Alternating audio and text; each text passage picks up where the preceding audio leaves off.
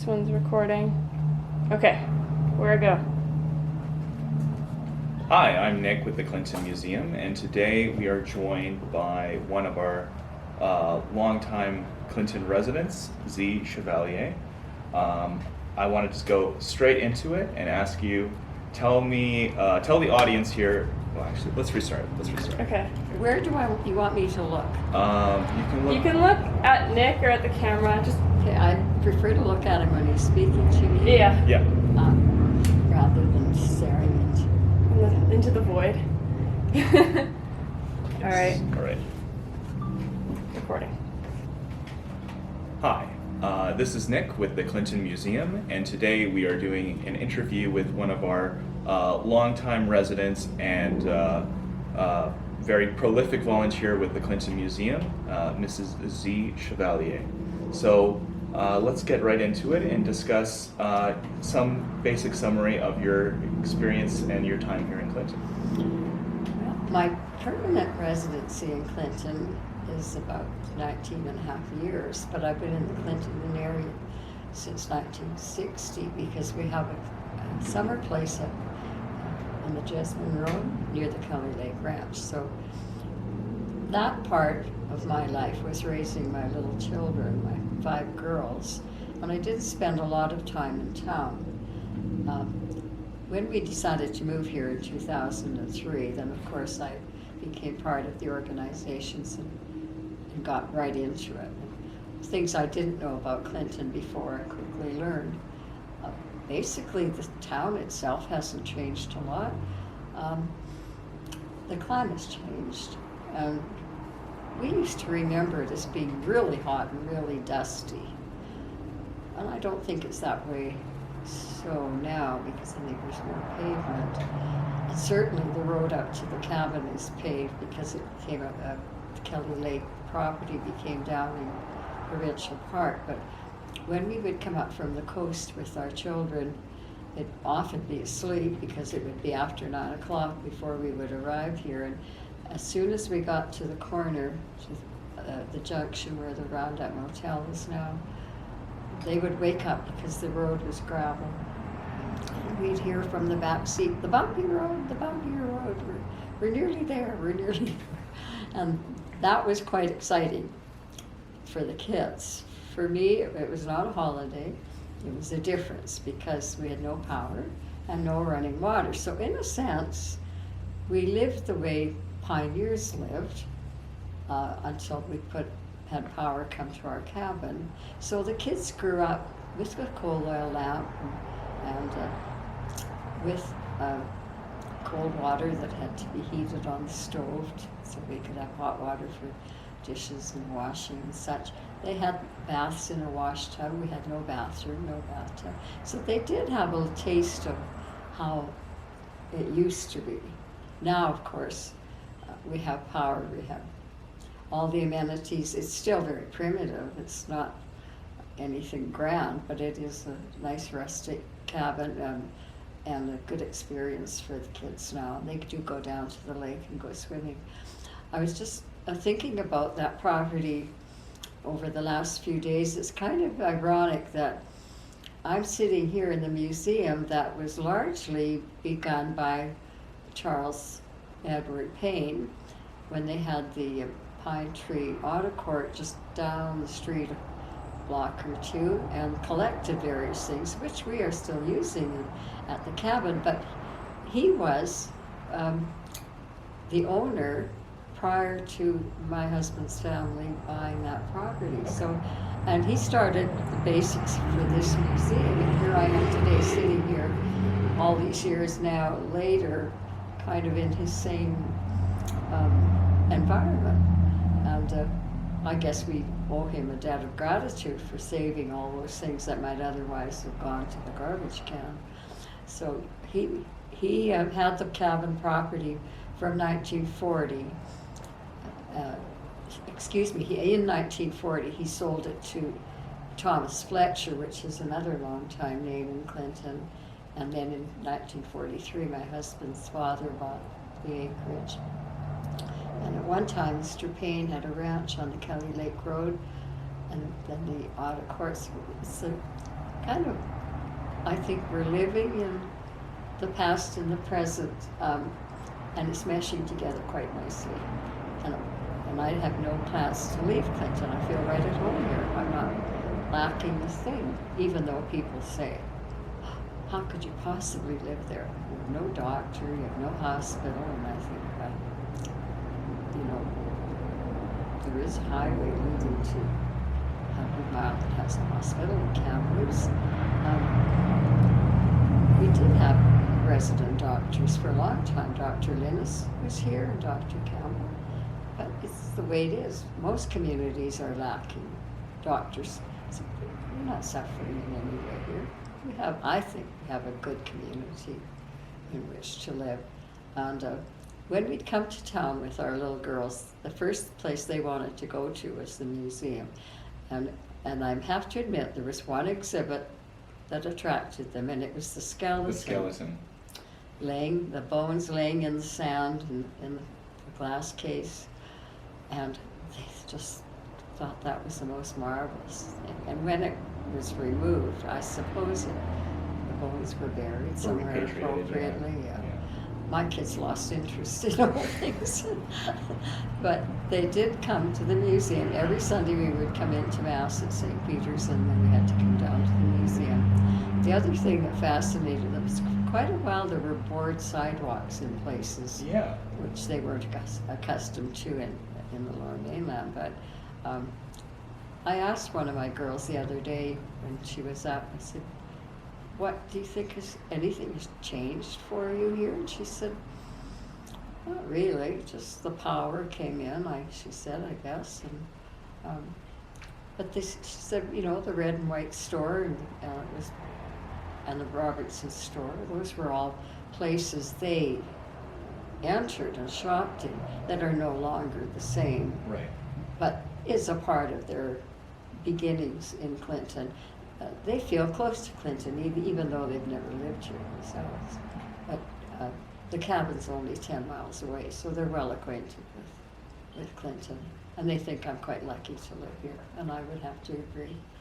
Fantastic. And that cabin property, that has remained in your family since your husband's father bought it, and now the generations that have split from your daughters, they are continuing to maintain. Because of COVID over the past 2 years, we had very little activity there.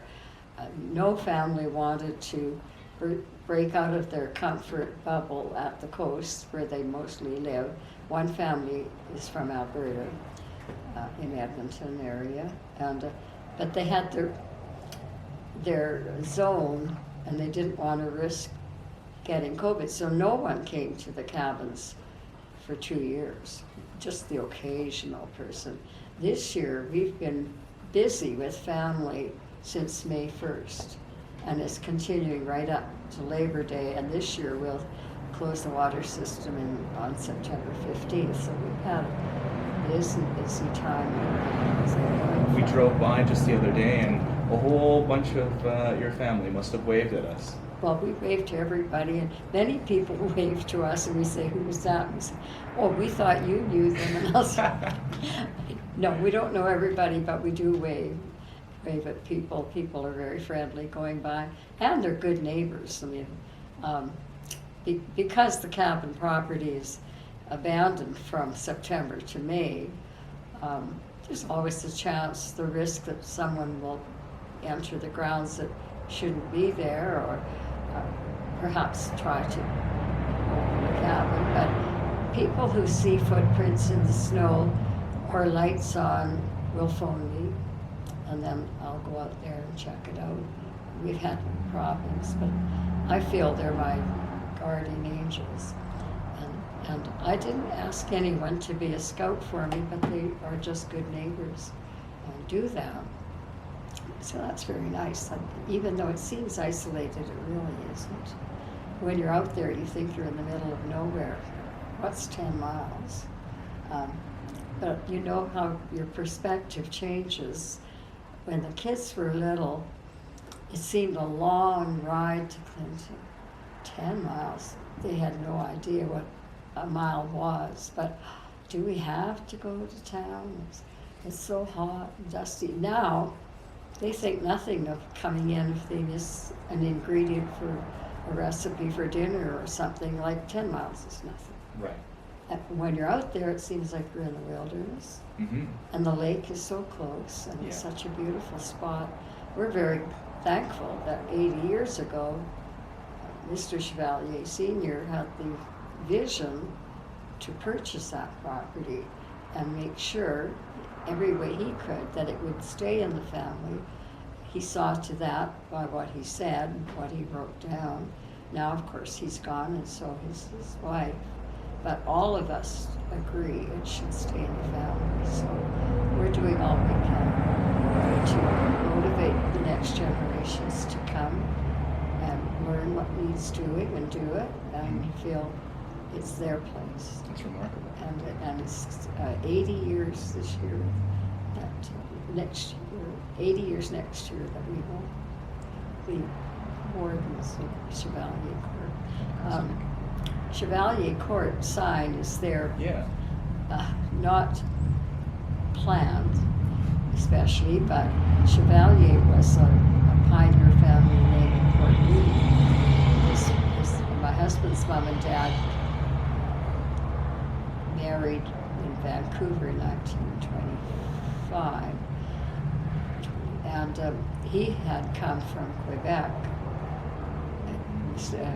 My father-in-law at about 9 years of age, and they were settling in Millardville, and then they came through the bush to Port Moody, and seeing Port Moody on the end of Burrard Inlet, and his older brothers and his father were all lumbermen from eastern townships of Quebec, so they were getting jobs in the local mills, and they said, well, we're not going to build in Millardville, we'll build in Port Moody. So they lived there all those years. They lived in Port Moody, and when there was a new subdivision opening up on the edge of Burrard Inlet, the city was calling for suggestions for street names for the subdivision. If you felt you qualified as a pioneer family, submit your information. So of course I did it on behalf of his family, and it was accepted. This little subdivision had about 10 streets, so Chevalier Court became one of those streets, and the mayor said, we will be giving each family a street sign and present it at a council meeting, and have to come and accept the sign. So I coached my husband that it was his name, his pioneer family. He had to get up and make the thank you. And it was a very nice evening, and we were in. I didn't expect so many of his family members to turn out. I didn't even know that they knew much about it. And his one cousin had a cabin at Watch Lake, just a few miles north of here. And he was a little envious, and he said, gosh, how did you get that sign? And I said, well, I submitted the information. Didn't you see about it in the papers? You could have done it. I said, what are you going to do with it? And I said, what? Not sure. I said, maybe we'll put it out at the cabin. And he said, I've got a cabin too, you know. And I said, yes. And I guess if our sign ever goes missing, I'll know where to look for it. So we have put the street sign at our gate, and our place is now known as Chevalier Court. It didn't always have that moniker, but it's been a good experience to be part of the Chevalier family, and then get so involved with the history of Clinton and District, and find that we're right there from the very beginning. Yeah. Kelly Lake Ranch has been there since late 1800s. Mr. Payne had a ranch there, and his best friend was Mr. Bodge, who lives next door here. It's just kind of cool. Yeah. I think history is never done, never starts, and it never ends. It's Yeah. just ongoing. So just having seen some of the work you've done genealogy records at your house, with the piles and piles of documents that you've collected over the years. What piqued your interest in that? I guess in the back of my mind, I think we have to know where we've been to have some idea of where we're going. Maybe, maybe not. I'd like to know what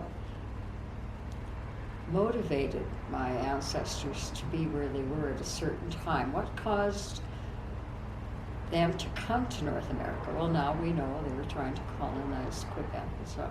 And they moved westward. All our French-Canadian ancestors came from France to Quebec, started the new colony in New France, Ville-Marie, which is Montreal, and then moved to Manitoba.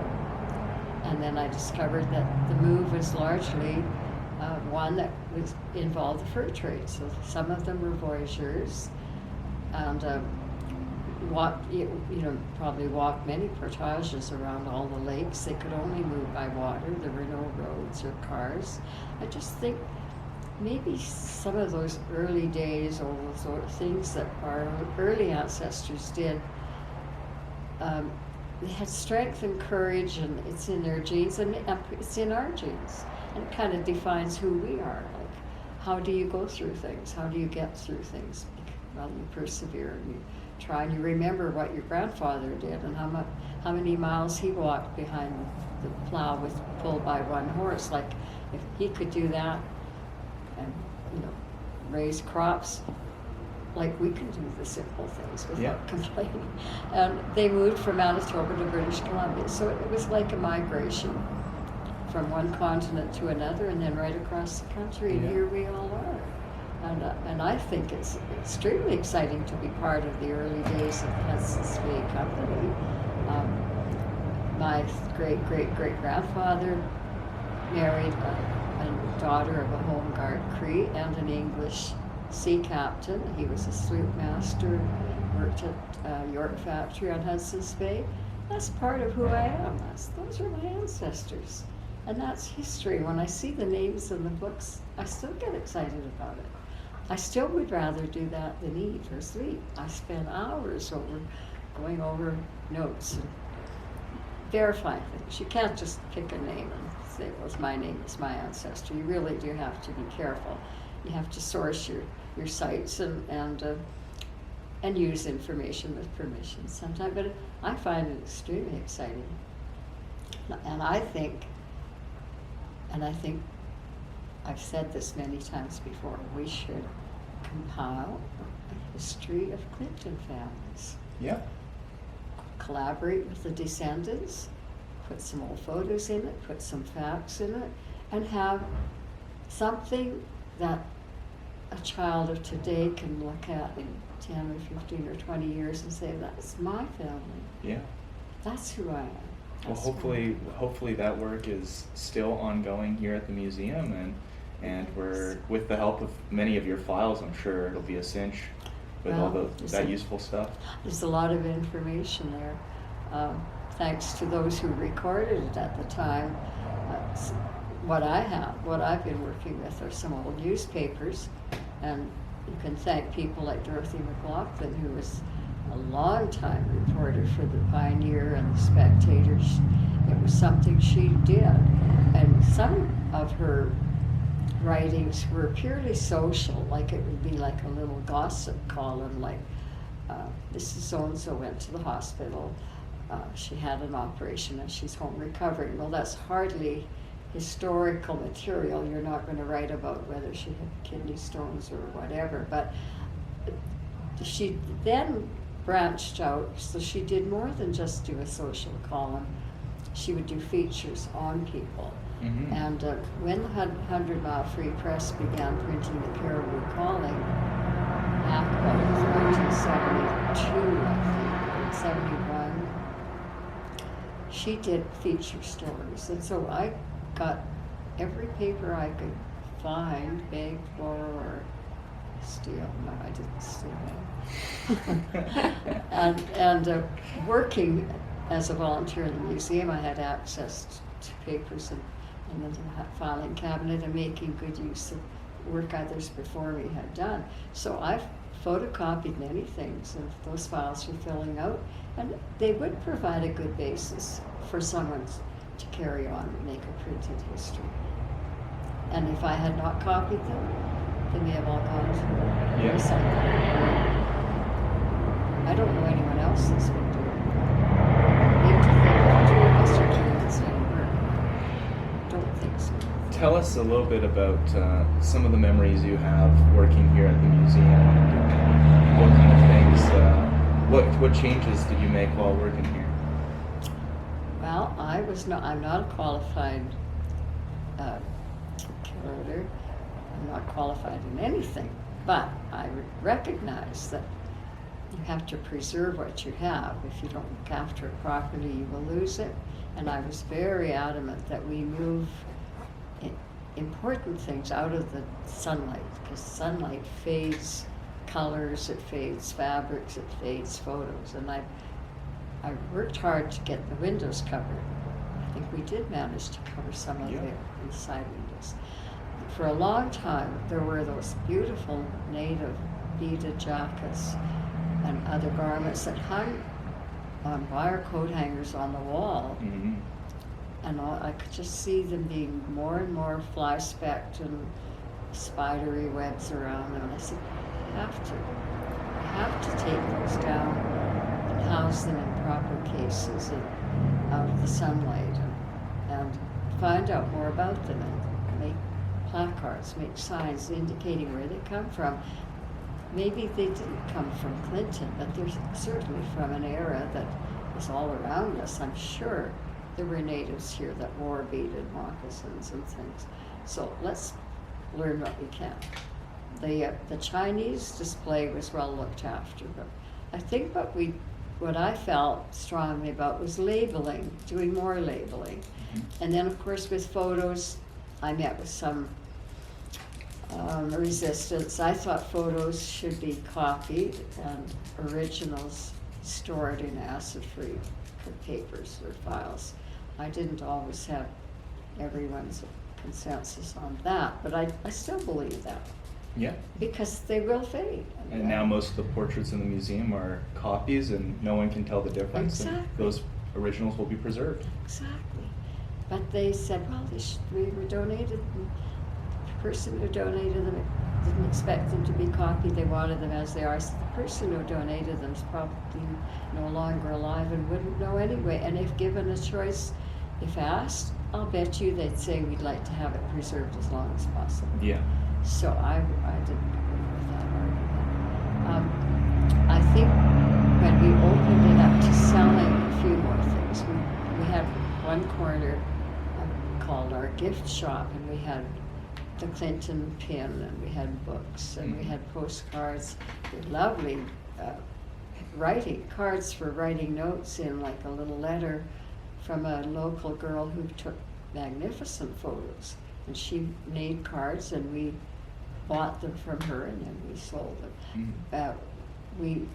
We had enough items that visitors would stop and look and take something away. And I think by spreading to the world, because we had people from all over the world sign our guest book, the more you can promote your building, the more success you'll have in attracting more tourists and raising some funds and help you to carry on with the important work that a museum is. So I was always striving for perfection in our presentation. We may be small, but that shouldn't deter us from being great. Yeah. And I think to this day we have a good reputation. Definitely.